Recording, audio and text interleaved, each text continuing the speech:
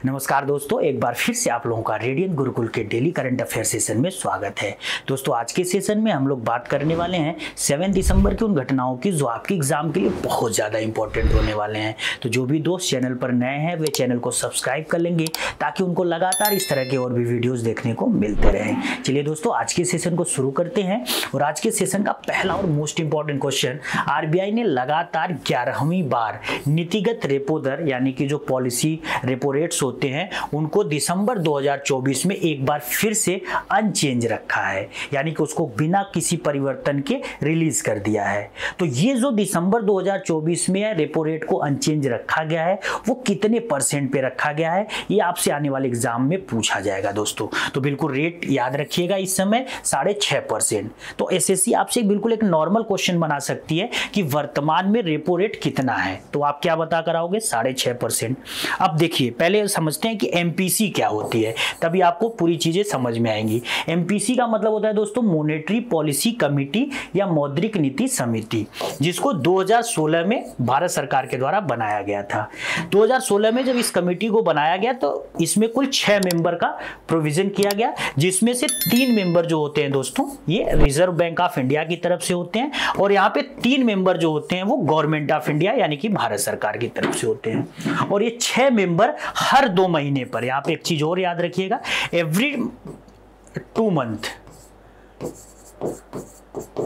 After every 2 month, हर 2 महीने पर अपनी बैठक करते हैं। और इसी बैठक के दौरान फिर जितने भी पॉलिसी रेट्स हैं या फिर और भी जो वहाँ पर सीआरआर है या फिर एसएलआर है, उन सब से संबंधित निर्णयों पे बात करते हैं और अगर उनको चेंज करना होता है तो चेंज करते हैं, नहीं तो अनचेंज फॉर्म में ही रिलीज कर देते हैं दोस्तों। तो दिसंबर 2024 में एक बार फिर से इस मौद्रिक नीति समिति की बैठक हुई और इस बैठक की अध्यक्षता हमेशा आरबीआई के गवर्नर करते हैं, ये भी याद रखिएगा।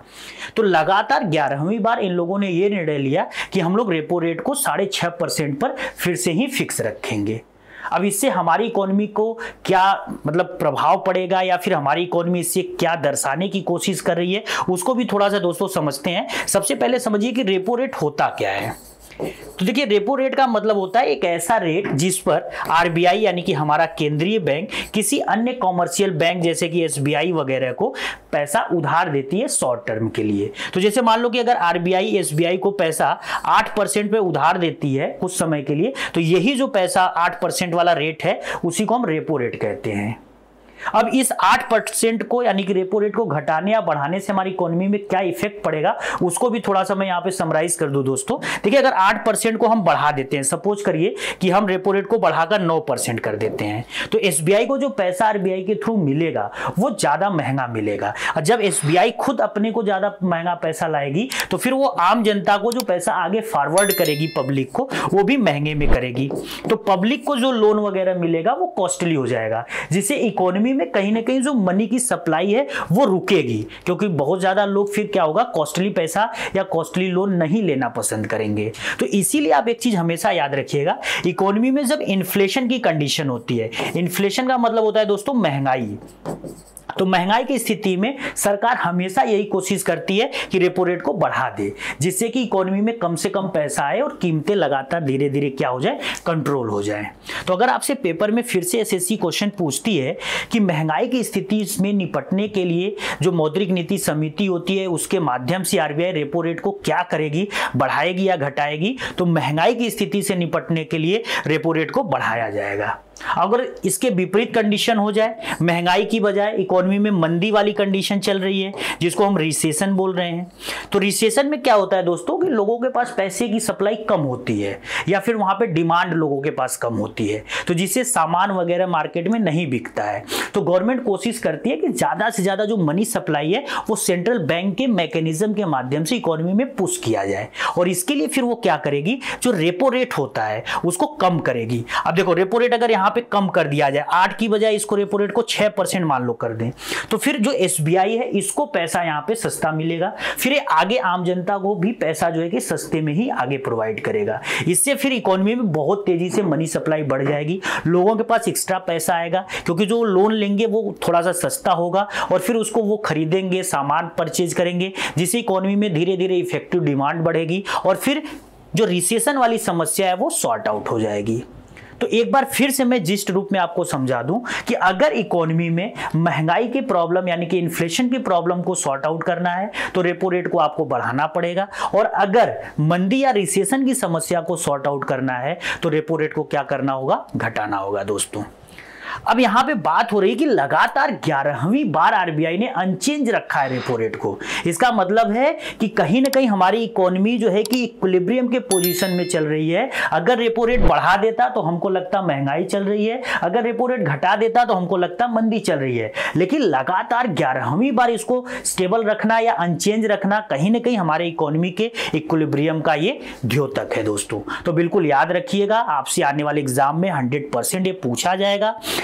करेंटली और भी जो रेट हैं कुछ यहाँ पे, जैसे कि कैश रिजर्व रेशियो की बात है, देखिए यहाँ पे स्टैंडिंग डिपॉजिट फैसिलिटी रेट की बात है, एमएसएफ की बात है, ये सब चीजें आपको मैंने यहाँ पे लिख दिया है। बिल्कुल एक बार इसको अच्छे से पढ़ लीजिएगा। इसमें जो सबसे इंपॉर्टेंट आपको पढ़कर जाना है वो रेपो रेट पढ़ के जाना है, जो कि अनचेंज रहा 6.5% पे दोस्तों। इसके बाद दोस्तों आज के सेशन का एक और इंपॉर्टेंट क्वेश्चन देखते हैं। Which region of India is celebrated in the Ashtalakshmi Mahotsav held from 6 to 8 दिसंबर 2024। तो 6 से 8 दिसंबर 2024 तक आयोजित अष्टलक्ष्मी महोत्सव में भारत का कौन सा जो स्पेशल एरिया है उन लोगों के लिए पूरा का पूरा फेस्टिवल मनाया जाता है।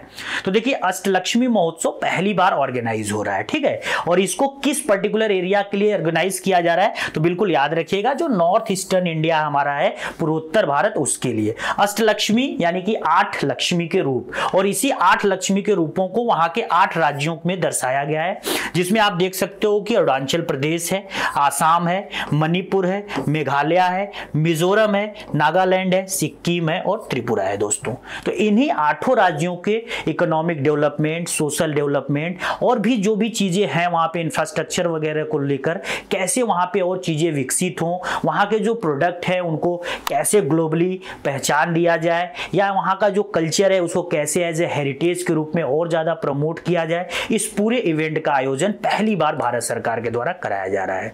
तो आपके आने वाले एग्जाम्स में 100% क्वेश्चन पूछा जाएगा कि जो अष्टलक्ष्मी महोत्सव है वो पर्टिकुलर इंडिया के किस एरिया को बिलोंग करता है, या किस एरिया के डेवलपमेंट के लिए इस पूरे महोत्सव को ऑर्गेनाइज किया गया दोस्तों। तो एक बार फिर से याद रखिएगा नॉर्थ ईस्टर्न इंडिया, और ये कब से कब और कहां पर आयोजित किया गया तो ये भी बिल्कुल याद रखिएगा। ये जो है कि 6 दिसंबर को स्टार्ट हो रहा है और ये भारत मंडपम जो नई दिल्ली है वहां पर इसको ऑर्गेनाइज किया जा रहा है, और ये 3 दिनों तक पूरा का पूरा त्यौहार चलेगा। और इस 3 दिनों में पूरे के पूरे जो नॉर्थ इंडियन स्टेट्स हैं वो अपने जो यूनिक कल्चर्स हैं उनको यहां पर क्या करेंगे, रिफ्लेक्ट करेंगे दोस्तों। इसके बाद दोस्तों आज के सेशन का एक और इंपॉर्टेंट क्वेश्चन देखते हैं। What is the main objective of the hornbill festival to be celebrated in Nagaland from 1 to 10 December 2024। तो देखिए 1 से 10 दिसंबर के बीच नागालैंड में मनाए जाने वाले हॉर्नबिल महोत्सव का मेन टारगेट क्या होता है। हॉर्नबिल जो महोत्सव होता है या हॉर्नबिल जो फेस्टिवल होता है वो भारत के नागालैंड स्टेट में मनाया जाता है। इसको नागालैंड में फेस्टिवल्स ऑफ फेस्टिवल बोलते हैं दोस्तों, ये बिल्कुल याद रखिएगा। इसको फेस्टिवल ऑफ फेस्टिवल्स बोला जाता है, यानी कि त्योहारों का त्योहार।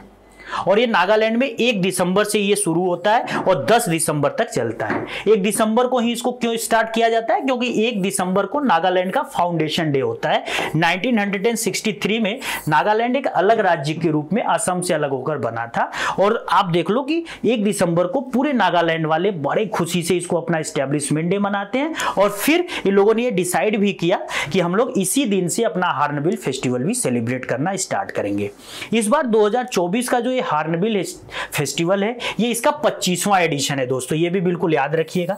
कभी भी आपसे पूछा जा सकता है कि इस बार का जो 2024 वाला हॉर्नबिल फेस्टिवल है वो कौन सा एडिशन है, 25वां। और इस बार की जो थीम है ये भी बिल्कुल याद रखना है, सांस्कृतिक जुड़ाव या फिर कल्चरल कनेक्ट। और ये पूरा का पूरा जो इवेंट है 10 दिनों तक चलेगा।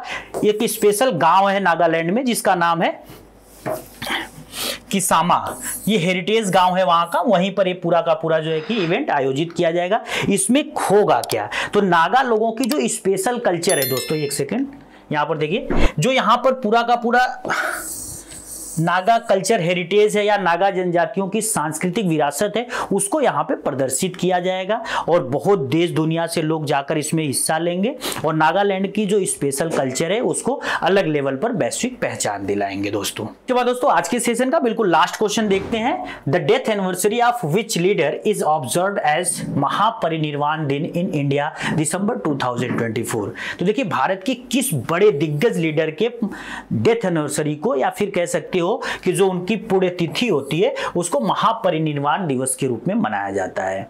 इस पर ऑलरेडी एसएससी कई बार क्वेश्चन पूछ रखी है, तो ये बिल्कुल मैं आपको बता दूं कि 6 दिसंबर को भारत के एक बड़े दिग्गज प्रोमिनेंट लीडर रहे बी.आर. अंबेडकर की पुण्यतिथि होती है। तो बिल्कुल याद रखिएगा बी.आर. अंबेडकर की ही पुण्यतिथि को भारत में एज ए महापरिनिर्वाण दिवस के रूप में 6 दिसंबर को सेलिब्रेट किया जाता है। इनका जो जन्म हुआ था बी.आर. अंबेडकर का 14 अप्रैल 1891 को हुआ था। उस समय का जो सेंट्रल प्रोविंस या फिर कह लो आज का जो मध्य प्रदेश है उसके एक स्पेशल एरिया में दोस्तों।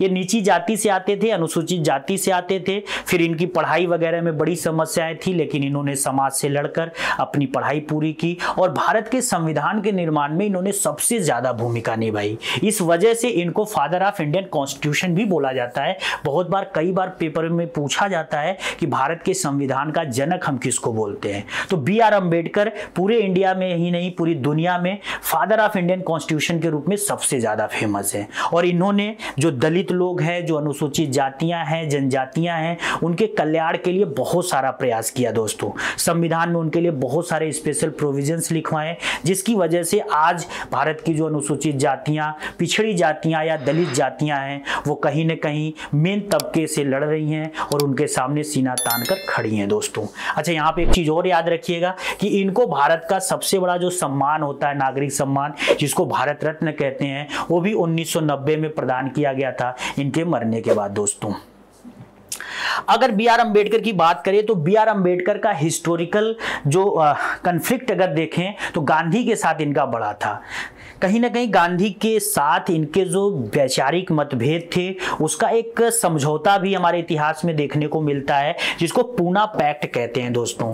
तो कई बार हिस्ट्री में पूछा जाता है कि पूना पैक्ट किन दो दिग्गज लीडरों के बीच 1932 में हुआ था। और ये स्पेशली जो पूना पैक्ट हुआ था वो कम्युनल अवार्ड जो उस समय का वायसराय था उसने एक कम्युनल अवार्ड दिया था या कह सकते हो कि सांप्रदायिक पंचाट दिया था। वो एससी लोगों को भी अलग से उसने इलेक्टोरल एरिया अनाउंसमेंट किया था। इससे गांधी जी नाराज हो गए थे। उन्होंने कहा कि ये तो हिंदुओं को आपस में बांट रहा है, लेकिन अंबेडकर इससे खुश थे। उनको कहना था कि भाई अनुसूचित जनजातियों को या फिर अनुसूचित जातियों को अपना अलग से प्रतिनिधित्व क्षेत्र मिलना चाहिए निर्वाचन के लिए। गांधी इस बात से सहमत नहीं थे। इसी बात को लेकर दोनों के बीच थोड़ा सा मतभेद हुआ। फिर गांधी जी आमरण अनशन पे चले जाते हैं। फिर कुछ लोग अंबेडकर को समझाते हैं कि चलिए गांधी जी से मिलकर बैठकर बात कर लेते हैं। और फिर जो गांधी और अंबेडकर के बीच बात होती है उसी को भारत के इतिहास में पूना पैक्ट के नाम से जाना जाता है दोस्तों। तो फिर से आप एक बार याद रखिएगा कि जो भीमराव अंबेडकर हैं इनकी जन्म 14 अप्रैल 1991 को हुआ था और इनका जो डेथ हुआ था वो 6 दिसंबर 1956 को। और 6 दिसंबर को इनकी पुण्यतिथि को पूरे देश में एज ए महापरिनिर्वाण दिन के रूप में मनाते हैं दोस्तों। आज के सेशन में बस इतना ही दोस्तों। आज के सेशन की पूरी जो PDF है आपको रेडियंट गुरुकुल के टेलीग्राम चैनल से मिल जाएगी, जाकर वहां से डाउनलोड कर लेना। डेली करंट अफेयर्स अपडेट के लिए आप रेडियंट गुरुकुल के यूट्यूब चैनल के साथ जुड़ जाइए। सेशंस अच्छे लग रहे हैं इनको लाइक करिए, कमेंट करिए, दोस्तों के साथ शेयर करिए। और सबसे इंपॉर्टेंट जी दोस्तों, अगर चैनल पर नए हैं तो चैनल को सब्सक्राइब कर लीजिए। जय हिंद दोस्तों।